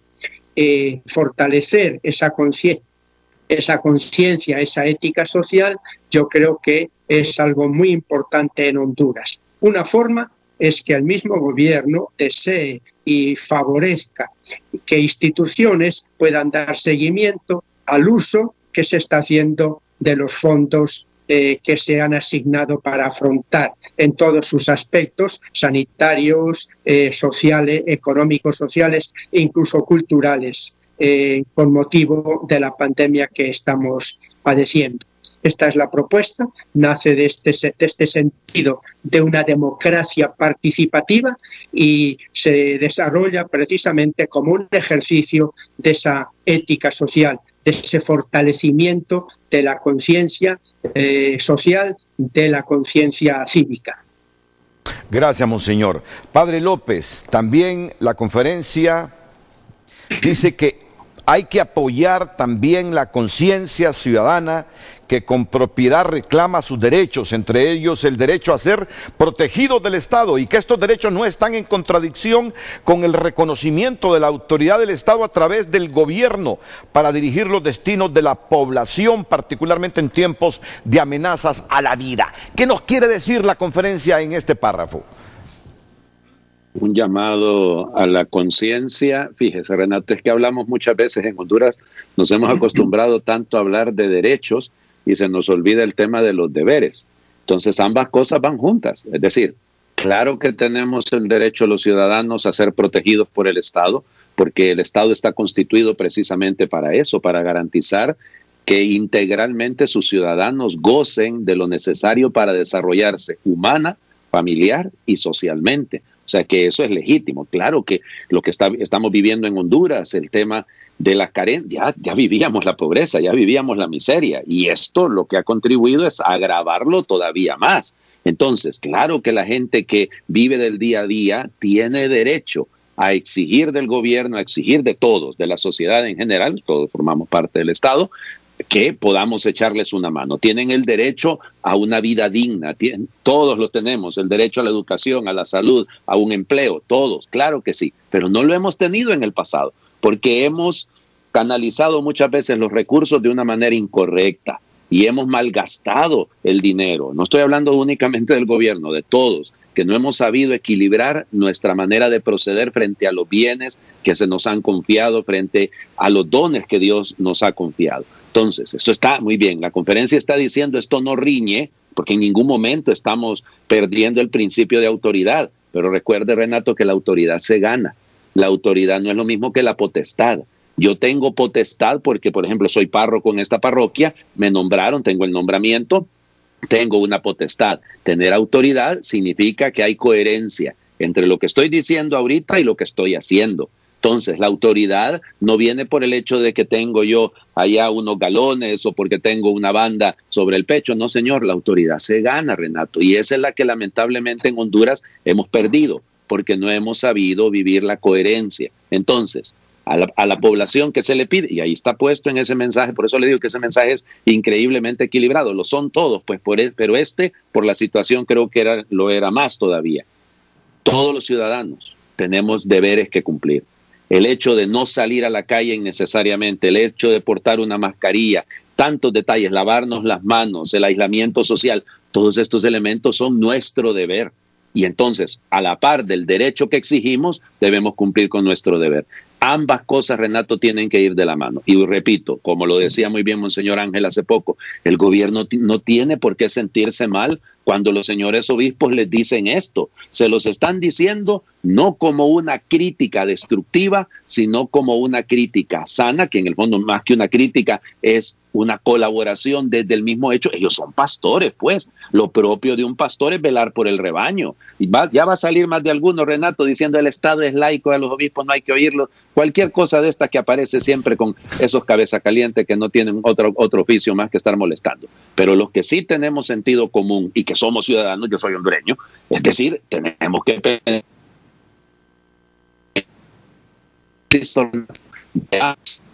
como un abonazo, como un llamado de atención a todos en general, porque todos tenemos que aspirar a tener la esperanza suficiente que nace, en el caso nuestro, desde la fe, pero la fe no nos hace ser ingenuos, no nos hace ser irresponsables, sino al contrario, nos hace ser colaboradores, porque perdonen, y termino con eso, Renato, capítulo 17 del Evangelio de San Juan, dice el Señor Jesús en su oración sacerdotal: Padre, no te pido que los saques del mundo, sino que los preserves del mal. Nosotros estamos en este mundo, en esta realidad, en esta pandemia, y es a esto a lo que tenemos que responder. Los signos de los tiempos tenemos que leerlos, Renato. Algo nos está queriendo decir Dios detrás de todo esto. Se lo dije hace una semana cuando estábamos ahí con el señor cardenal, y lo vuelvo a repetir. Dios escribe recto en renglones torcidos, y en medio de esta torcedura en la que hemos estado viviendo, no solo en Honduras, sino en el mundo entero, Él nos está queriendo enderezar. Ojalá lo entendamos todos. Y me gustaría que ya en la siguiente y última participación de Monseñor Garachana y el Padre López me hablen de este literal cuarto donde agradecen a las doctoras, doctores, enfermeras, enfermeros, laboratoristas, personal de mantenimiento y limpieza, a Sinajera, Copeco, a la policía, al ejército, los bomberos, el Banasupro y demás cuerpos de emergencia, porque es bueno estimular a la gente que en este momento se juega la vida. Decimos se juega, la vida se arriesga la vida porque la arriesgan. Valoraciones, don Emilio Aguirre. Iríamos a la pausa después para escuchar ya el mensaje final sobre este punto cuarto de la conferencia episcopal. Emilio. Renato, lo que ha hecho la Iglesia, la conferencia episcopal en este documento, es hacer un llamado a la conciencia a todos los sectores de la hondureñidad. En la número 5, sí, que nos dice, así como una administración estatal honesta y transparente, que no olvide la lucha contra la corrupción. Estas son condiciones indispensables sin las cuales la lucha contra el COVID-19 perderá eficacia y el gobierno no gozará de credibilidad. Esto es sumamente importante, que esto va en concordancia con lo que usted decía, en que la Iglesia hace un llamado a involucrar otros organismos en el control de todas las adquisiciones que se están haciendo, las inversiones que se están haciendo millonarias, para que realmente por una vez en la vida dejemos de comentar si estos precios que se están comprando son alterados o no son alterados. O sea, que lo que haya sea transparencia, que hagamos las cosas por una vez, que todos estemos satisfechos. ¿Por qué razón? Porque también nos dice aquí en este documento que todos debemos afrontar juntos el gran reto de la pandemia en sus aspectos sanitarios, económicos y culturales. Tenemos de por medio el gasto que se está haciendo y debe de haber un control para que por una vez en la vida nos quitemos la conducta de la sospecha. Así es. Estaba leyendo declaraciones de la ministra de Finanzas que se han gastado en lo que va de la pandemia 2.700 millones de lempiras, fondos nacionales. 2.700 millones de lempiras. Es decir, es una cantidad fuerte para una economía como la nuestra. Es un poquito más de 100 millones de dólares.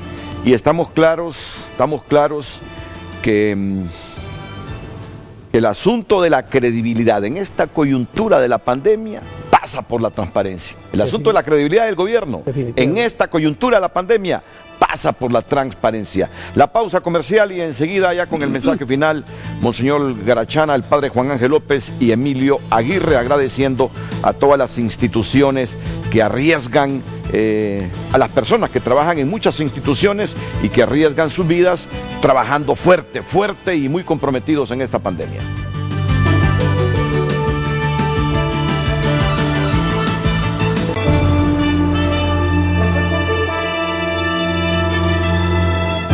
Bueno, Monseñor, sabe que me gustaría, antes de ese puntito 4 y el agradecimiento a todas las personas de estas instituciones, la gran disyuntiva. Primero es evitar que se propague el coronavirus, por lo tanto hay que estar confinados en nuestras casas.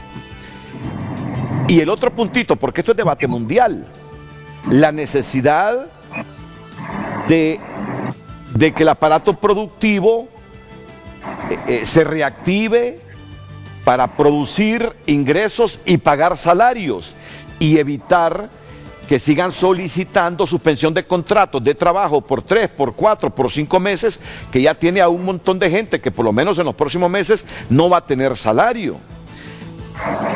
¿Qué piensa la Iglesia sobre esta disyuntiva que le planteo y que es controversia mundial? Adelante, Monseñor Garachana.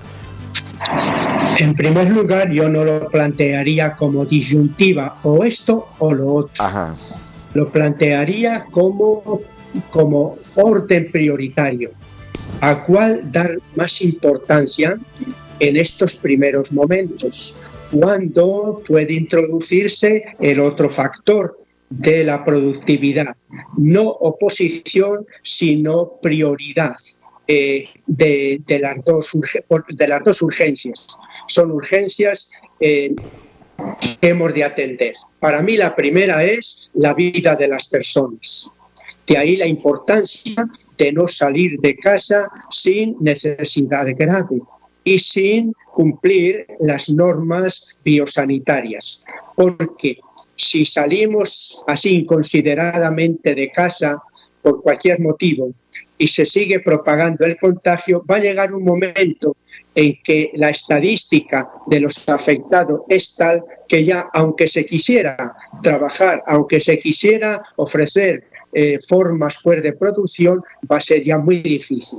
Lo primero entonces es la vida de las personas. Uno de los grandes medios es el estar en casa, ya que el contagio se produce precisamente por ese contacto, de esa cercanía de unos hacia otros. Y estando en casa, cuando haya que salir para compras necesarias o cuando se recibe algo en la casa, poner los medios de que esos elementos, la bolsa, etcétera, no pueda contaminarnos. Pero claro, estar en casa, tanta gente sencilla me decía, sí, estar en casa, pero si no tengo alimentación me voy a morir también de hambre. De ahí la segunda urgencia del Estado y de las instituciones y también pues de toda persona, cómo organizarse para que no falte a nadie lo necesario en cuanto a la alimentación y medicinas básicas. No se trata ahora de exquisiteces en la alimentación, al menos lo fundamental.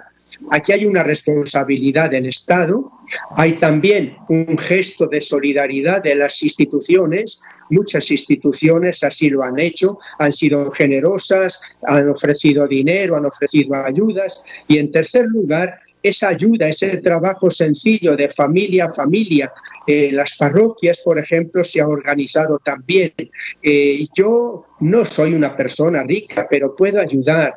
En mi colonia, en mi aldea, estos son los más pobres, son más necesitados. ¿Cómo nos organizamos? Todo esto son medios para que no falte lo necesario para la alimentación. Tercero, para que esa alimentación exista, un ámbito necesario es precisamente el de aquellos que producen la alimentación.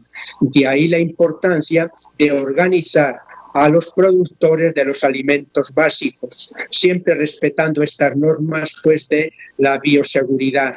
Y en último lugar, el estudio de qué trabajos de producción pueden emprenderse, por qué no son tan riesgosos, porque se pueden realizar por las personas a distancia prudencial, no masifican, no se requiere que 4, 6, 8, 10 personas estén juntas, cuál entonces puede cumplir estos requisitos y entra como prioritario.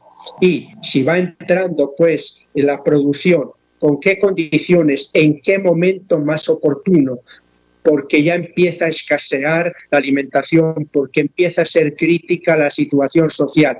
Ese sería mi planteamiento, ir poniendo como un orden de prioridades. Y para este orden tienen que ser consultados, en primer lugar, los médicos que entienden de la gravedad de la epidemia.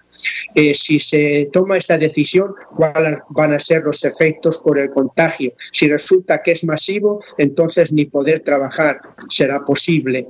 Hay que consultar también pues empresas, hay que consultar y estar muy cercano de la ciudadanía, de la gente sencilla que en sus barrios, colonias, aldeas pues viven al día. Esa consulta a las personas que conocen profesionalmente y que tienen también la cercanía de la vida real en las colonias, barrios y aldeas. Y de ahí ir estableciendo como ese orden de pasos prioritarios para salvar la vida, para tener alimentación, para ir produciendo también siquiera unos salarios y produciendo los medios pues para que no entremos en una gravísima crisis pues, económica donde nos falte hasta lo más necesario. Muchas gracias, Monseñor. Muchas gracias por aceptar nuestra invitación esta mañana. Y quisiera que, por último, el padre Juan Ángel López se refiere a ese punto cuarto donde la conferencia agradece a las instituciones cuyas personas que trabajan en ellas arriesgan sus vidas con mucho compromiso trabajando por las personas contagiadas, por los enfermos. Adelante, padre López. En primer lugar, Renato, hay que hacer notar que ese punto cuarto dice agradecemos de corazón. O sea, realmente los obispos están poniendo en esto no solamente la conciencia clara de lo que implica para estas personas el riesgo que están corriendo, no es un sentimiento vacío, sino es eso de llevarles también a ellos en el corazón. Les llevamos en nuestra oración, les tenemos presentes, muy presentes, claro, en estos días, porque ellos están realmente en la primera línea de defensa. Aunque alguien me decía, la primera línea de defensa es la familia, es el cuidado que tenemos en casa, que lo cual también es legítimo. Pero yo creo, Renato, que en este caso debemos, y lo decía el doctor Payet ahí en su programa ayer o anteayer, cuando hablaba de que ellos no son héroes, ellos están cumpliendo su vocación, pero tenemos que ayudarles a que lo hagan y que lo hagan de la mejor manera posible. Estamos agradecidísimos con ellos, pero también necesitamos apoyarlos, no solamente con el cariño, no solamente con los aplausos, sino que, y por eso lo dice claramente ahí la conferencia episcopal, es imprescindible que ellos tengan los suficientes insumos para su misión y su tarea. Eso, Renato, si faltan ellos, ¿cómo vamos a cuidar nosotros si no somos expertos en el tema? Podemos ayudar, podemos hacer algo, pues, claro que sí, pero cada uno desde su trinchera, Renato. Estamos agradecidísimos desde el que recoge la basura, con el que nos vende en el supermercado, con el que atiende en las tiendas, en las pulperías, todo eso es legítimo.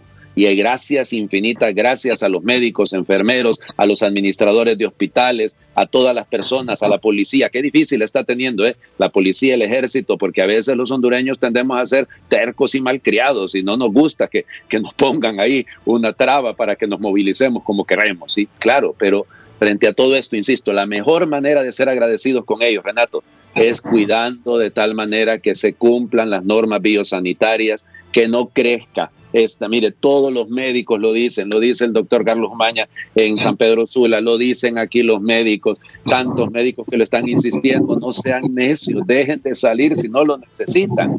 No, estamos confiados pensando que no sé cuántos poquitos los que van saliendo enfermos, y el número de las pruebas que se están haciendo, Renato, es suficiente, y realmente esta pandemia es grave. Cuando usted escucha que solo en Estados Unidos, con el nivel sanitario que tienen en Estados Unidos, fueron más de 2.000 muertos en un solo día, en 24 horas, imagínense lo que nos puede pasar a nosotros. Entonces, seamos agradecidos, pero la mejor manera de ser agradecidos, seamos prudentes y cumplamos con lo que se nos pide. Muchas gracias. Muchas gracias de nuevo, Padre Juan Ángel López, Monseñor Ángel Garachana, por su comparecencia esta mañana en Frente a Frente. Muchas gracias. Gracias, Renato, gracias. Muy bien. Saludos, Renato, bendiciones. Igualmente.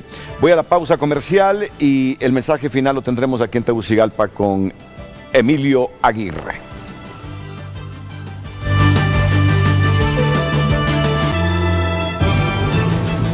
Bueno, Emilio Aguirre, la oportunidad para que usted envíe el mensaje final a los hondureños. Bueno, Renato, en primer lugar, muchas gracias por habernos invitado.